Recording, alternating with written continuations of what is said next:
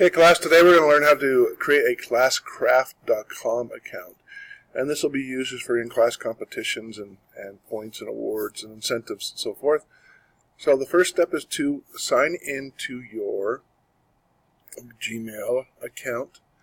And then once you've done that, open up a new tab and type in Classcraft.com, enter.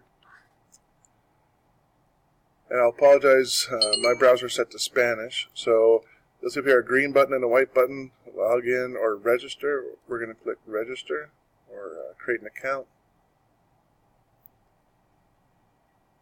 And because we've signed in with our Google account or Gmail account, we can just connect using our Google account, so we're going to click on that.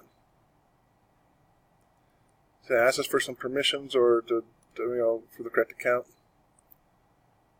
And then you can choose, well, the options are teacher, student, or parent. You're going to click on student. And then get this code from me. And once you have this code, you can click on commits. And you're all signed in. Okay? So that's how you create your Classcraft account.